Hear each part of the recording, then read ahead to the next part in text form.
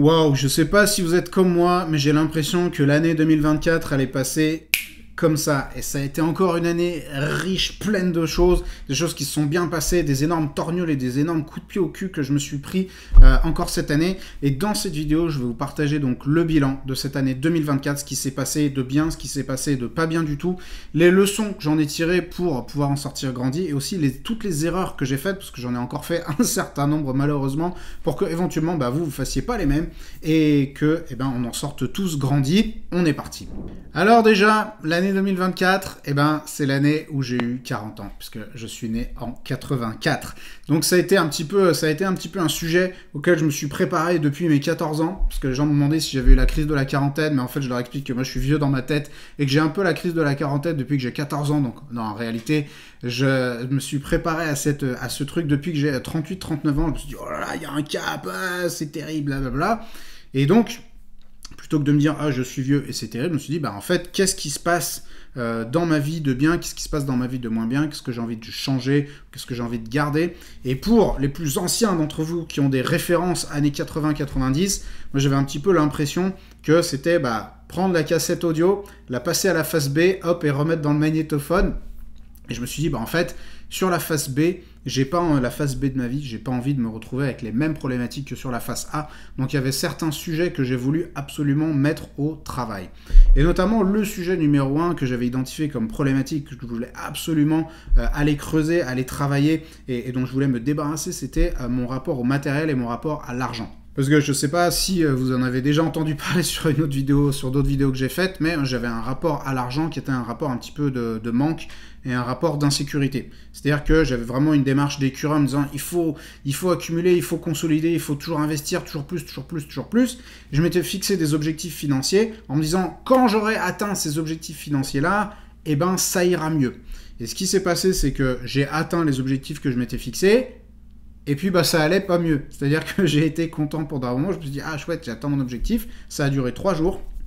Et puis après, c'est retombé comme un soufflet. En fait, le sentiment d'insécurité est revenu. Et c'est là que j'ai compris qu'en fait, la sécurité ou la sensation de sécurité ne pouvait pas venir d'un montant sur mon compte en banque ou d'un montant de revenus mensuels, mais que c'était vraiment une sensation. Parce que, en tout cas, quelque chose d'intérieur, quelque chose qui se construisait en soi. Parce que moi, j'ai pu voir dans mon entourage des personnes qui gagnent 100 fois moins que moi et qui ont une sensation de sécurité qui est largement supérieure à la mienne.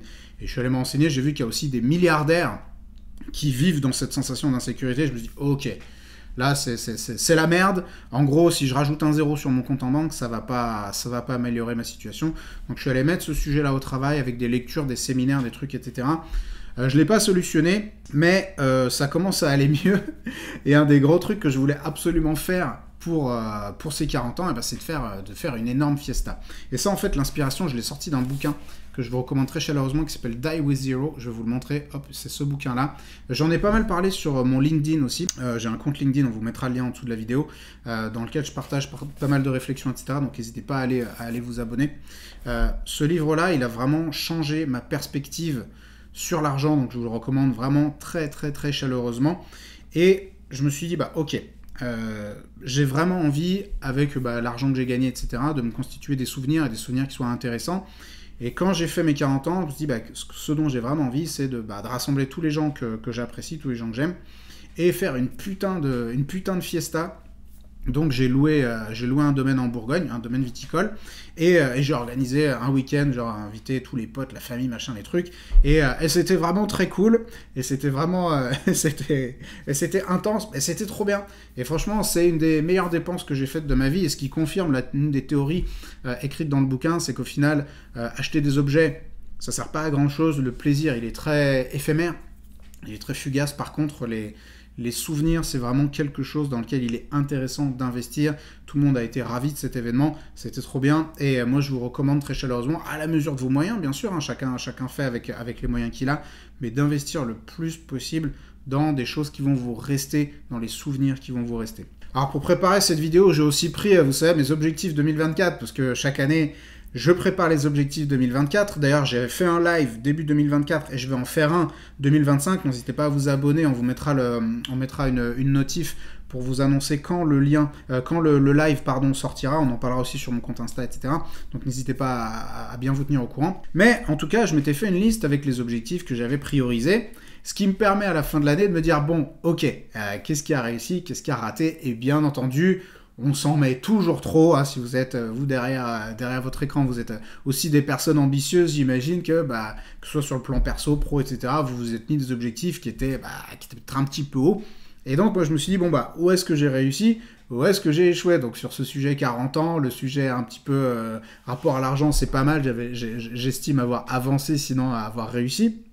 Mais par contre, il y a des sujets sur lesquels c'est un fail total. Notamment, alors je m'étais dit que je voulais améliorer mon sommeil, parce que là, j'ai un sommeil qui est relativement dégradé, où je m'endors pas, où je me réveille en plein milieu de la nuit, enfin bref, globalement, j'ai un peu un sommeil de merde, quoi, en général. Et donc je m'étais dit, ouais, je vais améliorer mon sommeil, donc je m'étais dit, je veux faire ça, consulter tel coach et mettre en place tel truc, etc. J'ai fait des choses, globalement, ça a pas trop bien marché.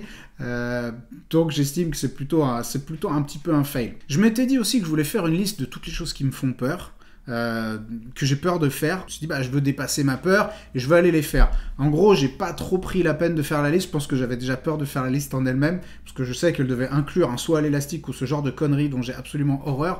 Et donc j'avoue que je l'ai pas fait. J'ai seulement fait un grand 8, parce que moi j'ai plutôt peur des manèges et des trucs comme ça me fait un peu flipper. Mais je me suis fait violence, et là il y a 3 semaines j'en ai fait un, donc ça c'était un peu le petit win de l'année. J'étais censé aussi apprendre à mieux gérer mon anxiété, parce que je suis une personne assez anxieuse. Et bon, la réussite est partielle. J'ai consulté une thérapeute sur des thérapies brèves. Ça a été intéressant. J'ai pris des outils. Je ne l'ai pas solutionné parce que je pense que quand on a ce genre de sujet, on ne les résout pas d'un coup de baguette magique, mais en tout cas, c'est au travail. Une des grosses réussites de mon année à titre perso, ça a été d'avoir coché 2-3 trucs sur la bucket list, et notamment d'être allé au Japon. C'est une destination vers laquelle j'ai envie d'aller depuis que j'ai à peu près 16 ou 18 ans. Et je me suis toujours dit, j'irai quand ceci, cela, j'irai quand les planètes seront alignées et je sais pas quoi. Et au final, on a connu une personne qui est décédée dans notre entourage, et ça nous a fait dire, ok, en fait, si ça se trouve, il n'y aura pas de l'année prochaine. Donc un créneau s'est présenté et on y allait. Pas aussi longtemps qu'on aurait voulu, mais on y a passé quasiment un mois, ce qui est déjà pas mal. Franchement, muy bien comme destination. Alors le bilan carbone du voyage, c'est un peu le carnage, j'avoue. Mais par contre, trop bien le Japon, j'ai adoré. C'est une destination de fou qui te met un énorme coup de pied dans ta face quand tu y vas. Enfin, c'est vraiment quelque chose que je recommande chaleureusement. Les Japonais sont vraiment adorables, la cuisine est trop bonne, c'est un pays qui est agréable, qui est safe. Bref, j'ai adoré, trop bien aller au Japon. Si jamais vous hésitez, franchement, n'hésitez plus. Aussi, je m'étais dit que je voulais prendre plus de vacances, parce qu'on se dit toujours, ah ouais, moi je suis entrepreneur, je pars en vacances quand je veux, et en fait, tu pars jamais en vacances parce que tu es toujours en train de bosser. C'est vraiment mon cas. Donc je m'étais dit, ouais, cette année, il faut vraiment que je prenne plus de vacances, donc j'ai réussi à prendre un peu de vacances. J'ai amené mes neveux faire du surf à la cano, etc. Je suis allé dans le sud de la France, visiter des amis qui habitent là-bas. Bref, ça c'était pas mal, et ce qui me rappelle, et ce qui me fait dire que, bon, le Japon c'est très chouette, mais aussi en France, on a vraiment des super beaux coins. Donc je suis allé dans la Drôme, je suis allé un petit peu dans le Vaucluse, je suis allé aussi dans la région de Nice, et vraiment des trop belles régions, et parfois il n'y a pas besoin d'aller vraiment à l'autre bout de la terre pour découvrir des super beaux coins.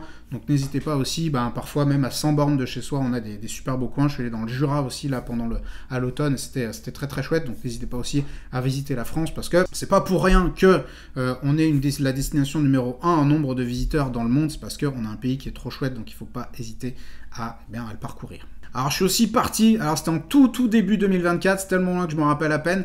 J'étais parti au Maroc pour faire du surf, parce que j'essaie de faire un petit peu de surf, j'ai appris le surf sur le tard. Et je me suis blessé, malheureusement au bout de 2 jours, je me suis fait mal et je pouvais plus bouger. Je me suis pris une planche de surf dans la tronche. Alors, en fait, je me suis fait prendre dans un rouleau, ma planche de surf elle est arrivée dans mon oreille, en fait ça m'a percé le tympan, et donc je ne pouvais plus aller dans l'eau. Mais du coup, je me suis astreint, je me suis mis les miches dans un hôtel et j'ai bossé sur un projet dont je vous parlerai dans un instant. Et un des gros objectifs que je m'étais fixé aussi cette année, c'était de trouver un système qui allait me soulager un peu de la surcharge mentale que je subis. En fait, moi je suis impliqué dans plein de choses, plein de projets, il y a plein de trucs qui gravitent autour de ma vie. Et j'ai fait des tests neuropsy cette année, et j'ai en fait une forme d'hyperactivité et de trouble de l'attention. En fait, le truc un peu combiné avec HPI, un vrai bordel qui fait que j'ai un cerveau qui est tout le temps en train de mouliner, et quand il y a plein de projets, eh ben, il y a plein de bordel dans ma tête. J'y pense tout le temps, les trucs à faire, etc. Ça m'obsède. C'est d'ailleurs ce qui m'empêche, entre autres, de dormir la nuit. Et là, je m'étais dit, putain, il faut que je me trouve un outil pour me soulager de tout ce bazar-là, me soulager de toute cette charge mentale. Et donc, j'ai sollicité Gabriel de notre équipe de la MDB Academy, et il m'a mis en place un outil de gestion de projet, de gestion de ma vie. Donc on utilise Notion, le logiciel Notion, qui est un outil assez généraliste en gros de gestion de projet. Mais maintenant j'ai toute ma vie dessus, donc les recommandations de bouquins, les trucs à faire, les agendas, machin, les projets IMO, la MDB Academy, le truc, tout ça, tout est là. Et c'est organisé dans des trucs, et honnêtement j'ai lancé plein de projets sur la deuxième moitié de 2024, et si j'avais pas eu cet outil, j'aurais explosé en vol. Donc ça c'est quelque chose que je vous recommande très chaleureusement. La prise de conscience m'est arrivée en lisant le livre Get Things Done de David Allen, qui est traduit en français S'organiser pour réussir, que je vous recommande également. Et donc avoir un outil qui centralise tout, franchement ça fait un bien fou, et en tout cas ça soulage et ça rend vachement plus efficace. On va parler immobilier maintenant, et là tout n'a pas été rose, et les coups de pied au cul arrivent, et je vais vous raconter les détails.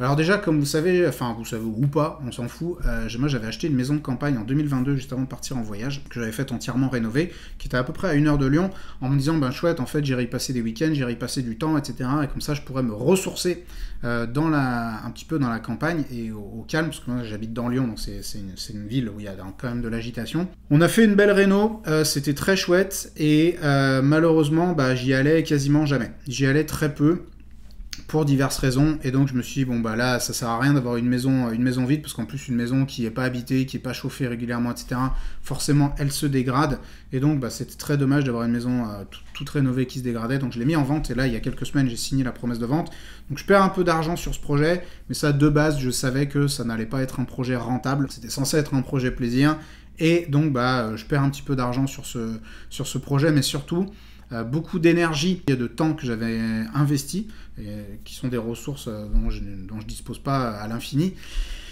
Je savais que c'était une connerie quand je l'ai faite, quand j'ai acheté ce bien, mais je pense qu'il fallait que je fasse la connerie pour me rendre compte, donc ça c'est pas grave, la connerie est faite, maintenant j'en sors, globalement j'ai sauvé à peu près les meubles, mais voilà, revente de la maison de campagne. Aussi, alors ça c'était une étape que je voulais vraiment franchir dans notre organisme de formation, et passer de vendeur de vidéos à un vrai organisme de formation. Et une des grosses étapes, c'était d'avoir nos propres locaux. Donc j'ai signé au mois de mai, il me semble, au mois d'avril, une promesse de vente pour acheter un entrepôt à Villeurbanne. Donc c'est pas à Lyon, c'est à Villeurbanne, mais c'est collé en gros pour ceux qui connaissent pas. Un entrepôt de 450 mètres carrés approximativement, dans lequel on va avoir notre propre centre de formation. Donc je n'en dis pas énormément plus pour l'instant, parce que là le permis de construire est en cours d'instruction, donc c'est pas validé, acheté, etc. Je veux pas trop vendre la mèche, mais en tout cas l'idée c'est qu'on ait nos propres locaux, et ça sera une étape de plus dans notre progression et notre établissement en tant que véritable organisme de formation référence dans l'activité de marchand de biens. Mais en tout cas, restez bien abonnés à la chaîne, ou suivez aussi mon compte et Insta et LinkedIn, parce que je parle assez régulièrement de ce projet sur ces comptes-là. Ensuite, comme vous le savez, ou pas, j'ai racheté les lots de mon voisin qui m'avait fait un procès. Le fameux voisin qui m'avait fait un procès en 2022-2023, procès que j'avais perdu du reste, pour l'ouverture malheureuse d'une porte dans un mur porteur de ma propre maison qui se trouve en copropriété. Et au final, ce gars s'était barré, avait vendu son truc, et j'ai racheté ses lots. Donc il y avait un studio et la maison dans laquelle il vivait qui était divisée en 2 appartements. Et j'ai fait la rénovation de ces trois lots pour les mettre en location, et en location moyenne durée. Et donc là, à l'heure où je vous parle, il y a les façadiers qui sont en train de terminer le boulot, mais ce projet, ça a vraiment été la merde. C'était censé prendre 5 mois, ça en a pris plus de 10. Je me suis retrouvé avec des ouvriers qui ont fait de la merde, qui étaient menteurs comme pas possible, enfin des trucs, je vous passe des détails. On doit sortir une vidéo complète sur le projet dans laquelle j'explique ce qui s'est passé, ce qui s'est mal passé. Je pense qu'elle sortira après cette vidéo de bilan, donc restez, informez-vous, vous verrez, elle sortira, je vous fais la visite des lots et tout. Là, pour le coup, la personne qui m'a fait la décoration d'intérieur a fait un super taf, donc vraiment, ça vaut le coup de voir cette vidéo.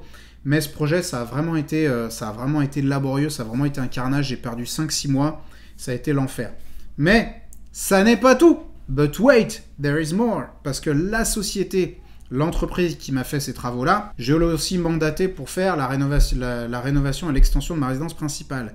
Parce que j'avais signé une promesse de vente, enfin j'ai même acheté une maison dans Lyon, une petite maison sur laquelle je voulais faire une extension, et ça je vous l'annonce, ça a été le pire projet de ma vie, et il est encore en cours. Je vais vous expliquer ce qui s'est passé, je vais vous expliquer la merde que ça a été et les leçons qu'on peut tous en tirer. Ce projet, déjà, il est parti en banane dès le départ, puisque en fait, je suis tombé sur un archi qui était une vraie buse, qui a fait n'importe quoi.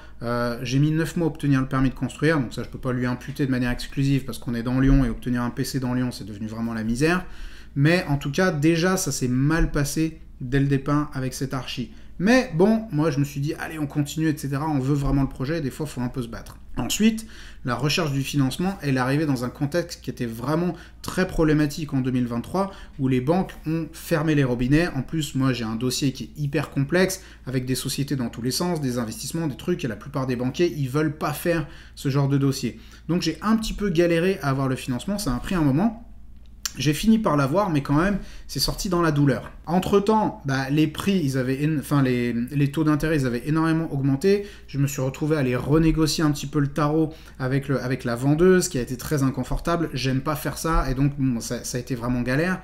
Le projet, à plusieurs reprises, il y a eu un peu des panneaux, des signaux d'alerte qui me disaient « n'y va pas, n'y va pas, n'y va pas ». Et moi, j'ai dit « si, j'y vais, t'inquiète ». Donc, on a acheté la maison je crois fin décembre 2023. Le PC était obtenu, mais il n'était pas encore purgé. Donc, en gros, au mois de mars-avril, les ouvriers devaient commencer le chantier à partir de la purge du permis de construire. Donc, ils devaient finir, en gros, les lots qui sont ici, à côté de chez moi, et donc basculer sur l'autre chantier. Sauf qu'en fait, comme ils ont mis 10 mois au lieu de 5 pour rénover 3 appartements, ils n'ont pas pu rebasculer sur la maison. Donc là, ça a commencé à traîner. Ça a commencé à prendre des retards, et des retards pas possibles. Et à chaque fois, c'était oui, et des trucs, et non, mais la semaine prochaine, et machin, et trucs. Ils ont commencé à envoyer des sous-traitants qui faisaient de la merde. Et moi, malheureusement, j'ai été nonchalant sur plusieurs sujets. J'ai été nonchalant sur le sujet du suivi, et j'ai surtout été nonchalant sur le sujet des versements. C'est-à-dire que moi, j'ai continué à leur verser de l'argent un petit peu régulièrement, au fur et à mesure de leurs appels, alors que le chantier n'avançait pas du tout de manière proportionnelle. En gros, moi, j'aime bien payer mes factures tout de suite, j'aime pas que les factures, elles traînent, et puis j'étais occupé vraiment sur d'autres sujets. Donc je me suis dit, allez, vas-y, je paye, de toute façon, ça avance. C'est une entreprise avec laquelle on avait bossé sur d'autres sujets, des projets marchands, etc. Et ça s'était plutôt bien passé. Et donc, moi, je me suis pas trop méfié, j'étais en confiance, quoi. Et en fait, ça a vraiment été un carnage. Ils m'ont menti, c'était vraiment des enfoirés, des malhonnêtes. Ils ont envoyé des sous-traitants qui étaient à peu près aussi malhonnêtes qu'eux, et donc, ou qui étaient incompétents, enfin des trucs, je vous dis, des trucs de malade, où en gros, à la bombe a été dessiné l'endroit où faire, je sais pas, une ouverture, le mec il fait l'ouverture à côté, enfin des trucs mais complètement délirants, jusqu'à ce qu'arrive le stade où je leur dis, les gars, il va falloir qu'on s'arrête là, sauf que le problème, c'est que je leur avais versé trop d'argent. Et donc là, il a fallu rentrer en gros dans une négociation dans laquelle il a fallu faire en sorte d'aller récupérer l'oseille. Alors heureusement pour moi, j'avais d'autres leviers de négociation et d'autres leviers de pression qui m'ont permis d'aller sortir une négociation dans laquelle j'ai pu obtenir un accord qui clairement n'est pas ultra favorable en ce qui me concerne. C'est un accord sur lequel je laisse des plumes, mais je me suis dit qu'il valait mieux, et ça sur le conseil d'un sage avocat, Jérôme Lacour, que je salue au passage, qui m'a dit « il vaut mieux un mauvais accord qu'un bon procès ». Alors n'oubliez pas qu'en France, on est quand même dans un pays qui est sur une phase de déclin malheureusement de toutes ces institutions, et notamment celle qui est en faillite, en quasi-faillite, c'est le système judiciaire. Aujourd'hui, en France, si vous avez un problème, vous êtes dans la merde. Ok, vous devez faire tout ce que vous pouvez, tout ce qui est dans votre pouvoir pour éviter la voie juridique, parce que ça peut vous prendre de nombreuses années, et même si vous avez raison, vous ne savez pas si vous allez avoir gain de cause. Donc vraiment, essayez le plus possible d'obtenir des accords, même si des fois ils ne sont pas ultra favorables. Là, moi je me suis dit, ce que je veux, c'est que cet accord, il me permette d'en sortir, que j'arrête de bosser avec ces gens qui sont des incapables et des menteurs, et que je passe à autre chose, parce que ça m'a drainé une énergie et un temps de malade, ça m'a flingué. Vraiment, ça a été un calvaire. Et à l'heure où je vous parle, la maison elle aurait dû être livrée. Et en fait, ce qui se passe, c'est que la maison, c'est un carnage. C'est un chantier, on dirait un champ de bataille. Et je suis en train de retrouver des artisans. Et là, en janvier, il y a d'autres artisans qui vont reprendre le chantier. Mais heureusement que j'ai de l'argent. Parce que si j'avais mis, tout comme certaines personnes, toutes mes économies là-dedans, que je m'étais endetté un max, mais ce serait la merde intégrale. Et je me serais retrouvé comme les gens à aller chez Julien Courbet. Donc, un projet qui était censé être un projet plaisir, c'est devenu un projet cauchemar, malheureusement. Et ça, ça arrive. Là, moi, je suis content d'avoir, encore une fois, de la trésor et des trucs qui m'ont permis de rebondir. Mais ça aurait pu être vraiment, vraiment un énorme carnage. Et en tout cas, ça a été un carnage au niveau de mon temps, de mon énergie, et une grosse déception, parce que je me projetais enfin sur une résidence principale, une espèce de stabilisation. Et c'est pas pour maintenant, et tant pis. Alors tout de même, j'aime bien moi réfléchir en mode opportunité. C'est-à-dire que quand une merde m'arrive, plutôt que d'essayer de sombrer dans la déprime et le truc et machin, je me suis dit attends, donc il y a cette merde là qui arrive, c'est vraiment un problème.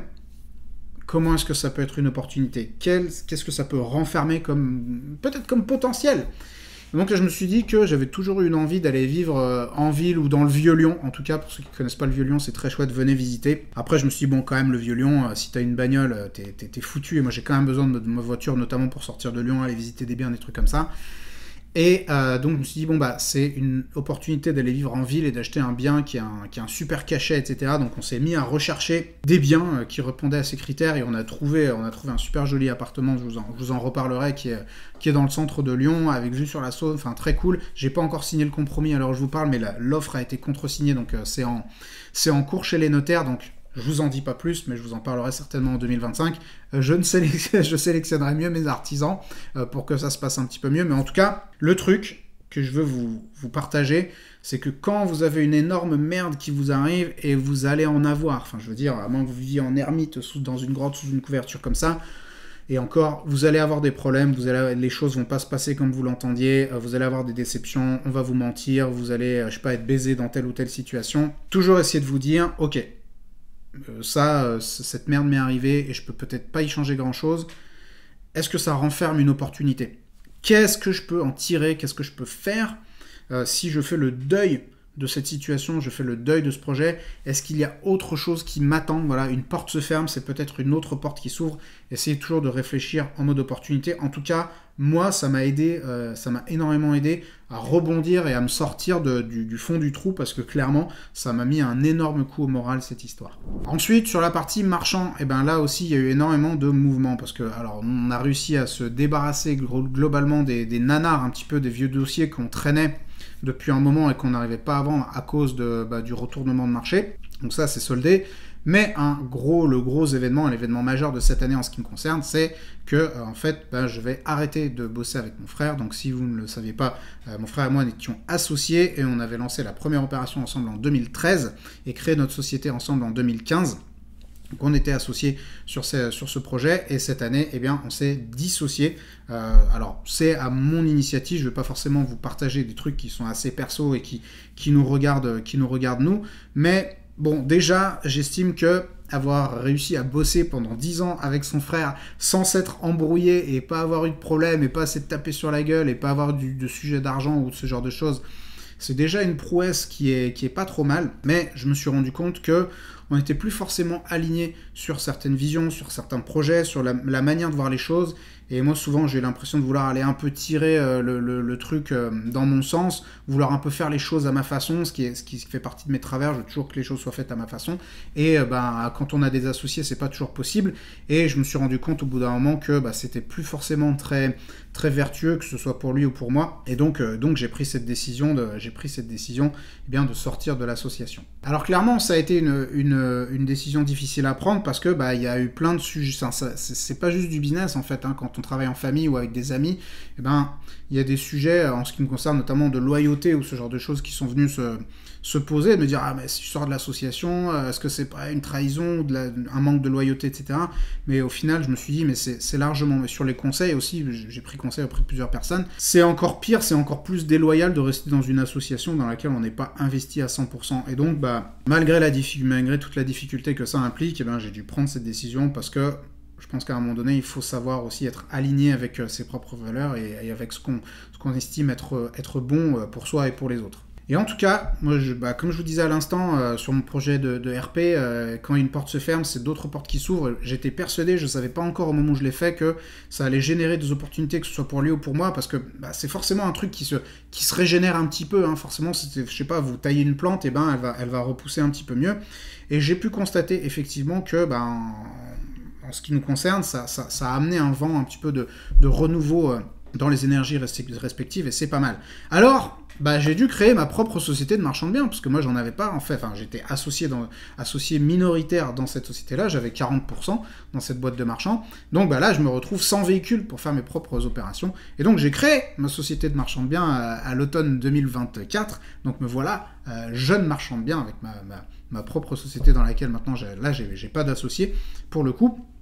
Et je m'étais mis comme objectif aussi de trouver au moins une opération de marchand de biens sur la fin de l'année pour moi en solo. Et donc j'en ai trouvé 2, donc je suis content. Je vous en parle pas trop pour l'instant parce que c'est vraiment dans la mise en place. Mais je vous en reparlerai bien sûr en 2025 et je suis content parce que ça me fait, voilà, ça me lance maintenant mes propres opérations. Et ça me fait dire, et je tiens à le préciser, que ce sont des opérations qui n'ont pas forcément été amenées par la facilité, le réseau ou des trucs qui sont tombés tout crus. Hein, c'est des trucs qu'il a fallu un petit peu aller chercher. Et honnêtement, si j'avais été néo-marchand de biens et que j'avais lancé ma boîte maintenant, j'aurais pu les trouver exactement de la même manière. Donc ça m'a un petit peu conforté sur les méthodes que je vous partage ici et dans mes formations, c'est que ces méthodes, elles fonctionnent parce que je me les suis appliquées à moi-même et j'ai trouvé 2 opérations comme ça en quelques semaines. Je vous parle vite fait de la MDB Academy. Donc la MDB Academy, ça prend une grosse part dans ma vie. Hein. Si je sais pas, vous vous demandez peut-être comment je répartis mon temps, mon énergie, etc. La MDB Academy aujourd'hui, ça fait partie des choses qui me prennent bien entre un tiers et la moitié de mon temps de travail. Donc c'est quand même relativement important. On a eu une super cohorte de l'incubateur. Donc si vous ne savez pas ce que c'est l'incubateur MDB, c'est notre programme d'accompagnement premium de la MDB Academy. On a une super cohorte en début 2024 avec des gens qui ont transformé des opérations. Toutes les personnes qui ont participé à ce programme sur la première cohorte 2024 ont trouvé au moins une opération de marchand de biens, parce qu'il y en a qui en ont trouvé plusieurs. Donc c'était vraiment un super groupe, des belles personnes, des beaux entrepreneurs qui vont faire un beau chemin. Et en tout cas, c'était une véritable réussite pour nous, parce qu'on a eu des programmes avant qui ne sont pas forcément passés comme on l'aurait souhaité, avec des personnes qui n'avaient pas obtenu forcément les résultats qu'elles attendaient. Donc là, c'est vraiment une super réussite. On a trouvé la bonne recette. Et là, la deuxième cohorte de 2024, elle est vraiment aussi ultra qualitative, avec des personnes vraiment de partout en France et que je salue d'ailleurs au passage. Je vous remercie de votre confiance et donc je sais qu'on va faire vraiment de belles choses ensemble. On a aussi des challenges en interne et notamment un challenge autour de la communication. Donc ça, c'était un truc qu'on avait depuis un moment parce que nous, on a constaté que on fait énormément de choses, énormément d'actions, énormément de trucs, de formations. On a des groupes locaux, on fait plein de trucs dans l'année, mais on n'a pas derrière, on n'a pas les ressources qui s'en saisissent pour aller faire de la communication dessus. Et on constate qu'on a certains concurrents qui en font 10 fois moins, mais comme ils sont vachement meilleurs en communication, on a l'impression qu'ils en font 10 fois plus. Donc là, on s'est dit que ça pouvait plus être possible. Et donc, on a investi énormément de temps, de ressources, etc.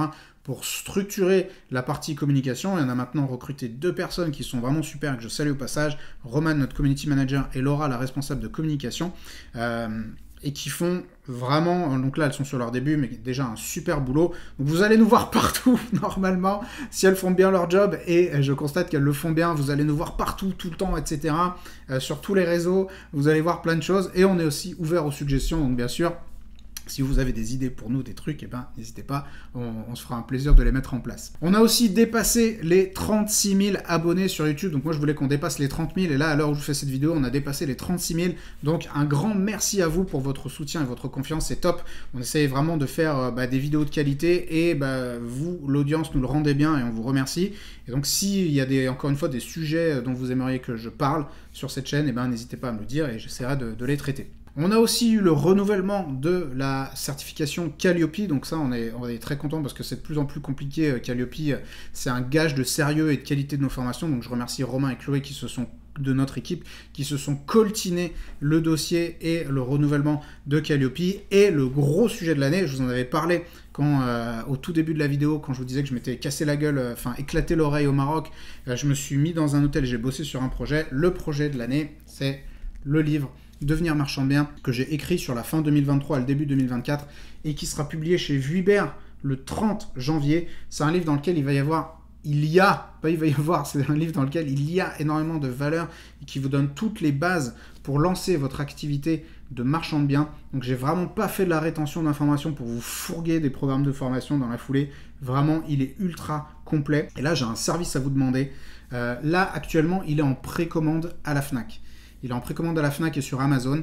Et en fait, plus il y aura de précommandes, plus la Fnac va se dire « Ok, chouette, ce livre, il génère de l'intérêt et on va le mettre en avant dans nos rayons. » Et ce serait vraiment, vraiment top si on pouvait voir ce bouquin Devenir marchand de biens en tête de gondole à la Fnac. Ce serait vraiment une super reconnaissance. Et donc, le service que je vais vous demander, on vous mettra le lien en dessous de la vidéo. Si vous pouviez, précommander ce bouquin. Vous allez y trouver énormément d'infos, énormément de valeurs. Vous allez vous marrer. J'ai mis des conneries dedans. L'éditeur a voulu me censurer plein de gros mots. Ça a été compliqué. J'ai dû me battre avec eux. Mais en tout cas, il est sorti. Il va sortir le 13 janvier. Et il y a des anecdotes et des trucs, énormément de leçons, énormément de valeurs, donc n'hésitez pas à aller vous le procurer. Ensuite, j'ai lancé plusieurs projets entrepreneuriaux qui n'ont strictement rien à voir avec la MDB Academy, parfois qui n'ont pas à voir avec l'immobilier, mais c'est des projets qui me démangeaient depuis un moment que je voulais mettre en place. Donc j'ai notamment lancé un nouvel organisme de formation qui n'a strictement rien à voir avec l'immobilier. Je ne vais pas publier de contenu là-dessus, donc vous en entendrez probablement assez peu parler, enfin je ne serai pas en front en tout cas, mais je me suis rendu compte que j'aimais beaucoup la transmission de connaissances. Quand j'étais dans la transmission de connaissances, c'est là où je prenais vraiment beaucoup de plaisir, c'est là où les gens trouvaient que je leur apportais beaucoup de valeur, et donc j'ai créé un nouveau projet dans lequel je vais appliquer tout ce que j'ai appris pendant ces années sur la MDB Academy et le dupliquer dans un autre domaine qui n'a strictement rien à voir avec l'immobilier. Mais je vous en reparlerai peut-être en 2025 si vraiment ça avance bien. Bon, j'ai dû aller fermer complètement le volet parce qu'on a beau être au mois de décembre, il y a un soleil de malade ici. Bon, c'est très cool, mais du coup, c'était éblouissant sur la caméra. Donc, il y a ce projet d'organisme de formation qui est un peu un side project, mais qui est très prometteur et dont je vous parlerai peut-être à l'avenir. Ensuite, il y a des activités connexes que j'ai créées, donc 2 projets entrepreneuriaux que j'ai mis en place là à l'automne.